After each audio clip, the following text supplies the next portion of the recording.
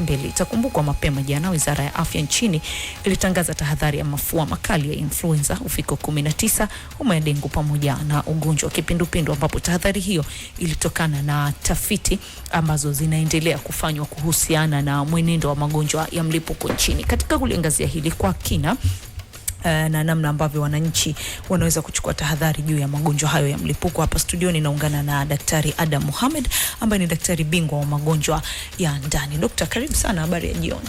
Salama, nashukuru. Ramadhani kwa Rezma. Nipo katika Ramadhani. Basi Ramadhani karibu. Okay, asante. Karibu sana. Najua muda wa kufuturu umekukuta ukiwa hapa lakini ndo majitoleo hayo, sivyo? Sasa tangu imetangazwa tahadhari siku ya jana, kumekuwa na hofu, watu wengine wameanza kuogopa hata kwenda kwenye mikusanyiko na kufanya shughuli mbalimbali. Kwa kwanza tu tuambie, tunapozungumzia magonjwa ya mlipuko kiafya hapa tunamaanisha kitu gani? Asante sana. Kwanza naomba nielezee kwa wananchi kwamba wasiwe na wasiwasi kuhusu magonjwa ya mlipuko. Ijapokuwa kwamba tafiti zimefanyika na imeonekana kwamba kuna maradhi ya mlipuko ambayo yametokea katika nchi yetu, yakiwepo yale maradhi ya influenza au ya mafua, yakiingia pia na maradhi ya uviko 19, pamoja na maradhi ya dengu, na mwisho katika magonjwa yale ya kolera au kipindupindu. Niwatoe hofu wananchi kwamba haya ni maradhi ambayo yanasafirishwa, tukianza katika maradhi ya influenza ya mafua ikiwemo pamoja na hiyo uviko 19. Ni maradhi ambayo yanasafirishwa kwa njia ya hewa, kupitia katika ule mfumo wa hewa na kupitia zaidi kutokana na yale majimaji ambayo anayatoa yule mgonjwa. Kwa mfano wakati atakapokuwa anakohoa au atakapokuwa anapiga chafya, na kuweza kutoa ile majimaji ambayo tayari yasiathirika kutokana na vile virusi, na ipindipo kama itakuwa kuna mtu yupo karibu ambao bado hajawa affected, hajaathirika kutokana na hiyo hali, so pindi atakapokuwa anavuta tu hewa, naye ana uwezo kupata vile viambukizi kupitia kwa njia ya hewa. Watu wengi wamepata hofu kuhusiana na corona sana. Unajiuliza, corona imerudi? Hebu tutoe hofu daktari. Haya, kwa upande wa corona, mimi labda niwarudishe tu kule nyuma. Ile corona ya mwaka 2019 sio corona ambayo hii tunaiongolea hivi sasa hivi. Mwaka 2019 actually jinsi ilivyotokea ilikuwa ni haikujulikana ni maradhi aina gani.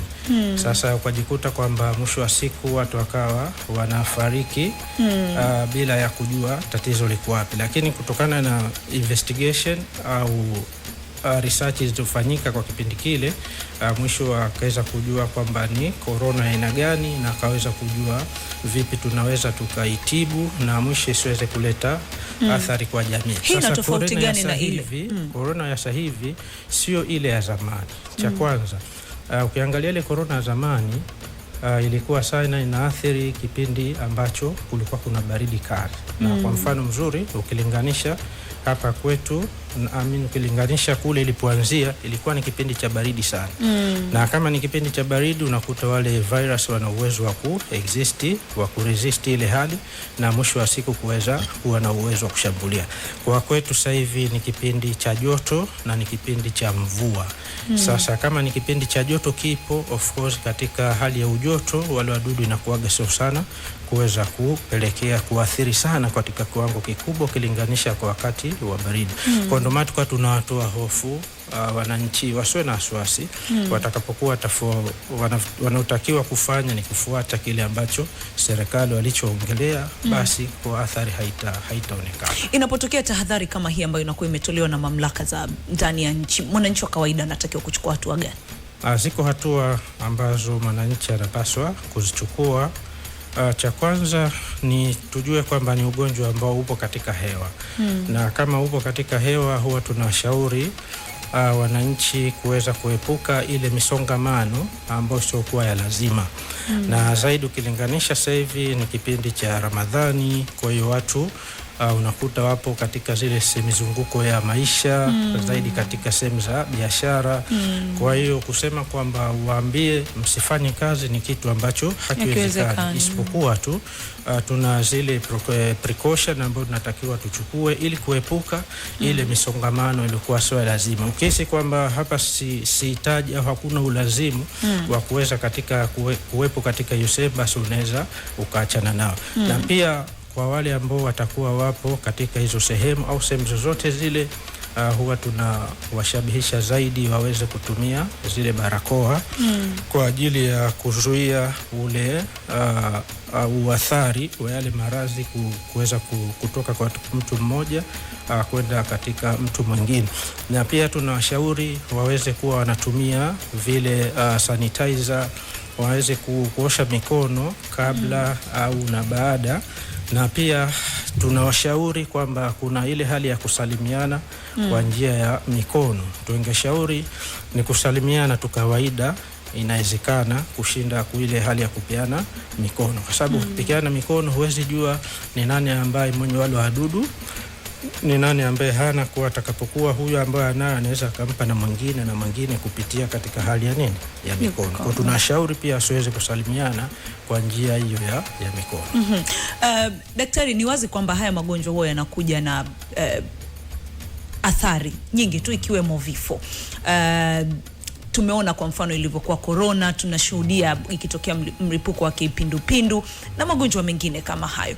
Lakini baadhi ya watu wanasema kwamba wengine wanakufa sio kwa sababu ya magonjwa, lakini ni hofu tu baada ya kuona kwamba jamani kuna kipindupindu, jamani kuna corona na vitu kama hivyo. Hoja kama hii ina ukweli kiasi gani?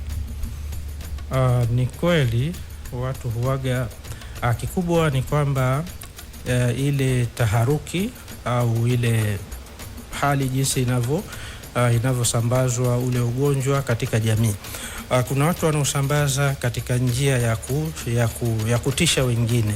Sawa, naweza akasema ukikaa tu na karibu na huyo mgonjwa ambaye aliathirika, na utakuwa tayari ushaathirika na utakufa. Kikawaida haipo hivyo. Ni kwamba serikali imejipanga ili kuweza kuzuia hiyo hali ya taharuki. Na pendipo ikiwa mgonjwa amejulikana tayari ashaathirika kutokana na hayo maradhi, basi serikali imeandaa ile mipango ya kuweza kufuatilia na kuweza kuwashughulikia wale ambao tayari washakuwa waathirika. Kwa mfano katika ile kesi ya kipindupindu, katika halmashauri ya jiji la Dar es Salaam tumejipanga kupitia katika hospitali yetu ya Kivule, kwa zile kesi zote ambazo zinazotokea au tuna suspect kwamba huyo ni mgonjwa wa kipindupindu, basi huwa inatoka taarifa kwamba apelekwe katika ile kambi kwa ajili ya matibabu zaidi. Na pale unakuta kwamba kuna wafanyakazi tayari wamejiandaa kwa ajili ya hiyo situation yao.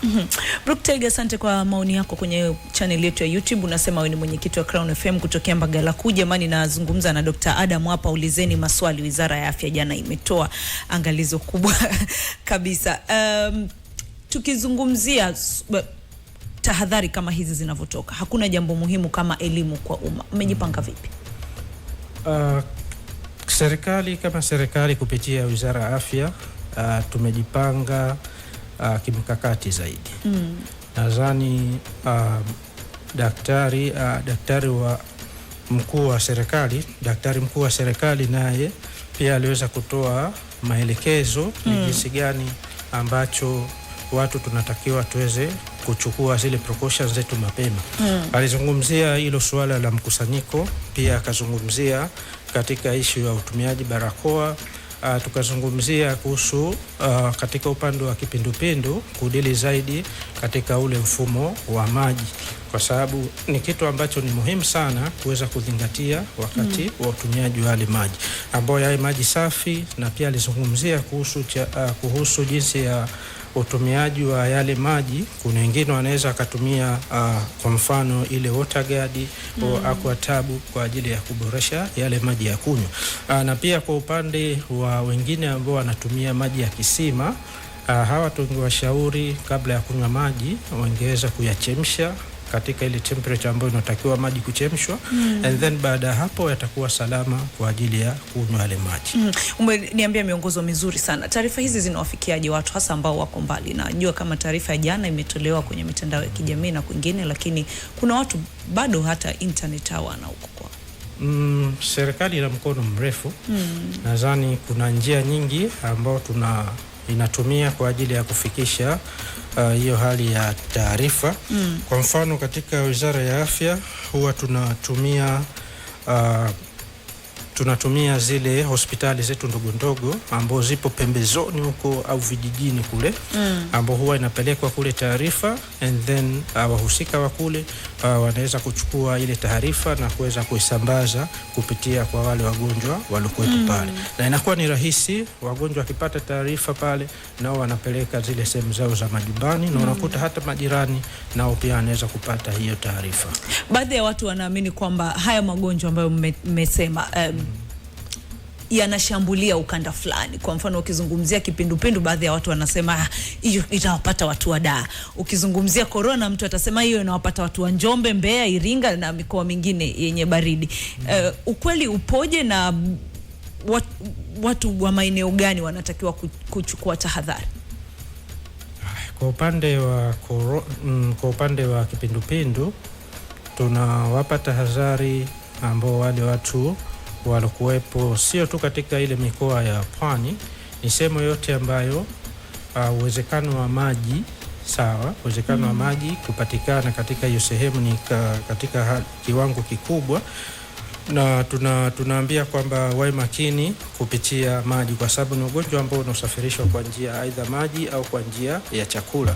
Kwa wawe makini, anaweza kupata mtu yote, na sio sana kwamba tunasema sio sana kwamba ni baadhi ya sehemu ambayo utaikuta ipo kwa wingi, isipokuwa tu kwa sababu kuna hali ya kusafirisha ule maradhi kutoka sehemu moja kwenda sehemu nyingine. Kwa mfano, kwa upande wa kolera, kwa upande wa uviko 19, wakati niko China, Wachina walikuwa wanazuia huu ugonjwa kuweza kusafirisha kwenda sehemu moja kwenda sehemu nyingine.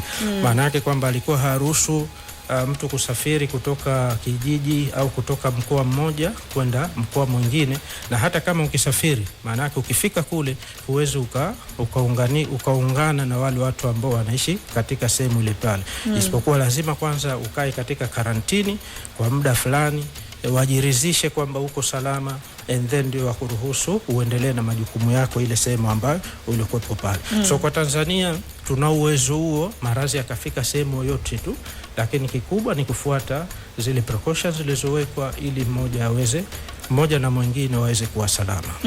Katika magonjwa ambayo yameorodheshwa jana, ikiwemo corona, kipindupindu, homa ya dengu pamoja na magonjwa mengine, kwa tathmini yako kama daktari bingwa, unadhani magonjwa haya yana uhatari kiasi gani kwa binadamu? Tukiangalia haya magonjwa, athari yake huwa inapatikana pindipo pale mtu atakapochelewa kujulikana au kufanyiwa uchunguzi mapema na kujulikana kwamba huyu mtu ana tatizo fulani. Kwa mfano tukizungumzia katika yale maradhi yanayoambukizwa kwa njia ya hewa, tukichelewa au mgonjwa akichelewa kufika katika sehemu husika, basi inaweza ikapelekea athari kwake, ikiwemo athari ya hata kwa njia ya kifo, kwa sababu inaweza kikubwa pale kitakachotokea ni mashambulizi katika mfumo wa hewa na zaidi katika sehemu za mapafu. Kwa hiyo mtu kitakachomtokea, maana yake kwamba itakuwa kuna upungufu wa hewa kwake katika hali ya upumuaji, na mwisho wa siku kinachotokea inaweza kusababisha kifo kwake. Ni sasa na issue ya kipindupindu, maana yake kwamba huyu mgonjwa atapoteza maji mingi kupitia ile kuharisha, na kama akichelewa kufika katika sehemu husika, maana yake atakosa kuingiziwa maji, na ikiingiziwa maji mwili utakosa maji, na mwisho wa siku huyu mgonjwa ataweza kufariki. Ni sawa na hata COVID-19 na pamoja na issue ya ugonjwa wa dengu, nao ndo hivyo. Na kwa mfano huu ugonjwa sijauzungumzia hapo mwanzoni, ni ugonjwa ambao unasambazwa kupitia na mingato ya wale mbu, sawa. Huaga wanatumika kwa ajili ya kuangata wana watu katika sehemu tofauti, na zaidi hutumia au hawa mbu utakuta zaidi wanafanya kazi yao kuanzia muda asubuhi, mchana au jioni, ambao ni mbu tofauti na wale wa malaria. Kwa malaria kawaida huwa muda wao mwingi ni wakati wa usiku, lakini kwa mbu hao wanasababisha dengu huwaga inakuwa ni wakati wa asubuhi, mchana na jioni. Kwa unajikuta kwamba kupitia hapo wana uwezo wakasambaza huo mgonjwa kupitia mbu jinsi anavyomng'ata mtu na kuweza kumsafirishia ishu nyingine.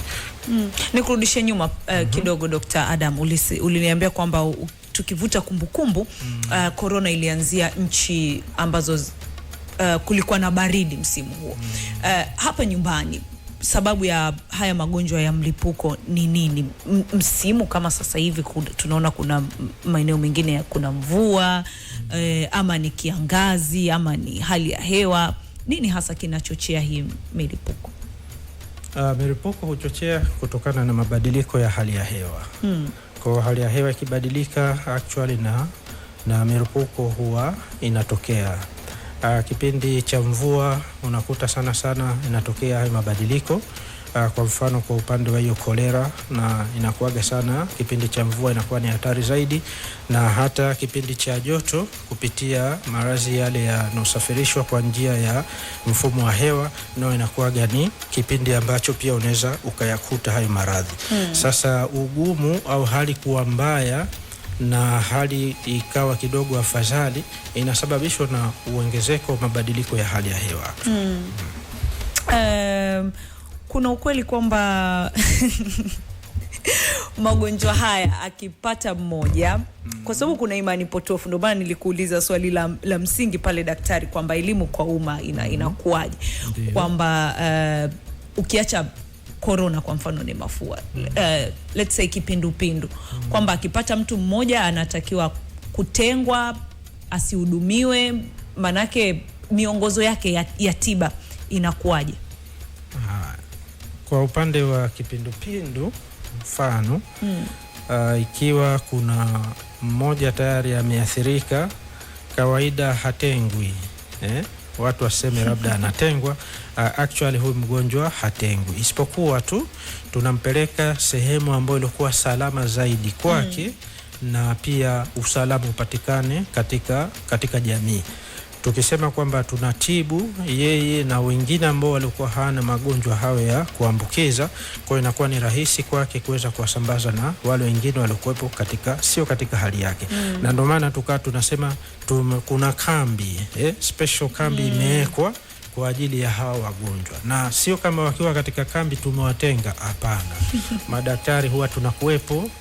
Kwa mfano hata katika kambi tulofanya pale Kivule kipindi kilichopita, hata mimi mwenyewe nilikuwa miongoni mwa madaktari ambao walikuwa wakiwashughulikia wagonjwa mpaka ikafika wakaruhusiwa vizuri na wakarudi katika hali yao ya kawaida.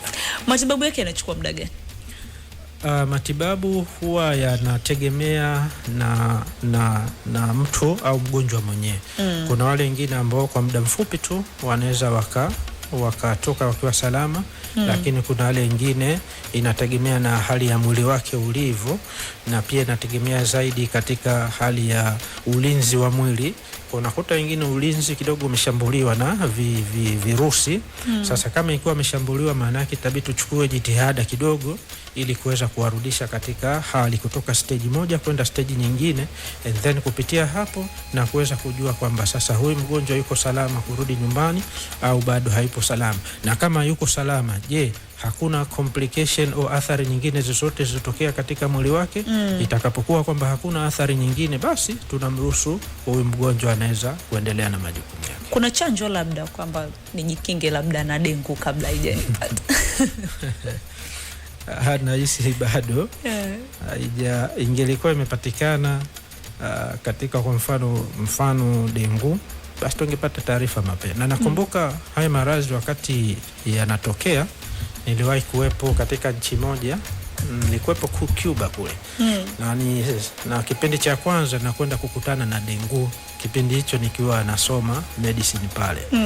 Ila ilikuwa hali ni ngumu, lakini nashukuru kwamba tulitoka salama kwa sababu wenzetu walikuwa tayari washa develop katika hali ya kupambana na hayo magonjwa, lakini mwisho wa siku watu wanaendelea vizuri. Corona kwa mfano ilikuwa na chanjo. Licha ya ukweli kwamba unasema corona hii sio kama ile. Hata hii nayo haina chanjo manake.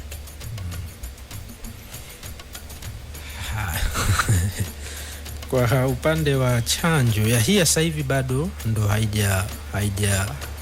haijajulikana zaidi kwamba ikoje na tafiti zake, kwa sababu bado zinaendelea, ila tu kama nchi tunachukua precaution mapema ili kujua nini cha kufanya. Kama ikitoka hiyo chanjo mapema, basi tunaweza tukaitumia, lakini kutokana na precaution tutazotumia mapema, basi sidhani kama itafika kipindi tutakuwa tuna uhitaji wa chanjo. Kuna madhara yote ya moja kwa moja ambayo tayari yameshatokea tangu kutangazwa kwa huu mlipuko wa magonjwa mbalimbali? Mpaka sasa hivi bado hatujapokea kesi kwa upande wetu wa hapa katika hospitali ya Kivule ambapo unafanyia kazi hapo, bado hatujapata kesi ambazo zinazohusisha hayo masuala ya maradhi ambayo yanatokezea, na zaidi katika upande wa kolera bado hatujapata kesi. Kama zinakuja itakuwa labda madaktari hawazijitambua vizuri, lakini nashukuru kwamba kwa upande wetu madaktari wanajitahidi na wanashughulikia, ijapokuwa hawajawa na uhakika kwamba ni inawezekana ikawa hii au ile, lakini actually tayari kwa vile washapata training mapema, kuna hisi wataendelea vizuri kuendelea kuwatibu wagonjwa, na kama kutakuwa kuna ambao wengine wanahitaji uangalizi zaidi, basi tutajua ni njia gani ya kuweza kuwasaidia. Tupo mwaka wa mbele. Imewashika.